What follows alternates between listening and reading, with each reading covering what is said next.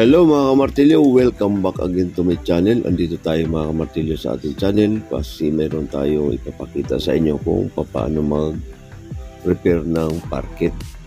Bali, andito tayo mga kamartilyo sa kwarto. Bali, kwarto itong gagawin natin. Ngayon mga kamartilyo, nabulok yung parket nila ito. Nalagyan ko na ito mga kamartilyo, hindi ko na na-video yung paglagay ko kasi nagmamadali tayo at saka nakalimutan ko rin i-video. Ngayon mga kamartilyo, ito yung bago yan. Bali na sanding ko na to kanina kaso kulang pa, sandingin pa natin ulit. Ayan mga kamartilyo, ipapakita ko sa inyo kung paano mag-repair yung mga ito. Ngayon magmamas tayo kasi malikabok.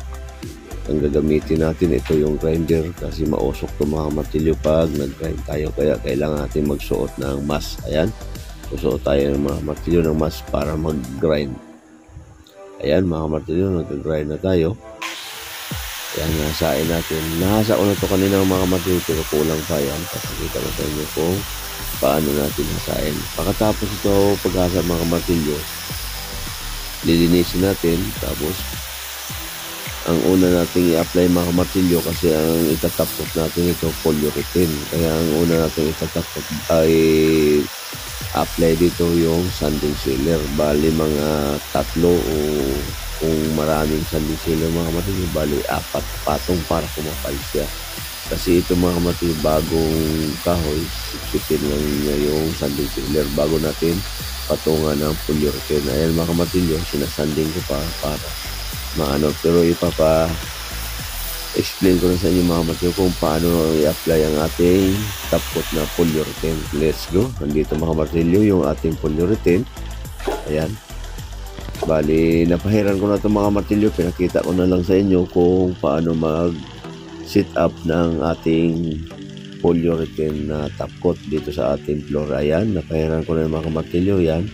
Pero ipapakita ko sa inyo kung paano natin i-set up. Ayan, makintab na yung mga martilyo. May polyurethane na yan. Ayun, may konting tira pa mga kamartilyo, papahid natin kasi medyo yung iba medyo manipis pa yan.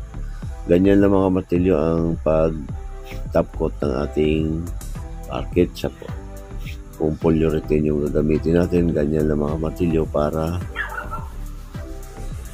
mag-balance yung kanyang yung kulay. Yan mga kamartilyo. Bali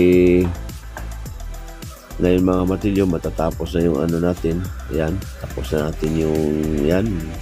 Medyo makintab na yan, di ba? Kaya dun sa mga martilyo sa hindi pa marunong mag-apply itong polyurethane, ganito lang yung gawin nyo.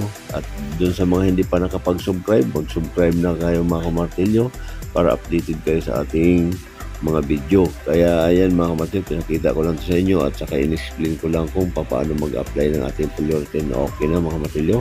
Hanggang dito na lang yung ating video at maraming salamat sa patuloy niyong suporta sa ating channel. Hanggang dito na lang. Bye-bye!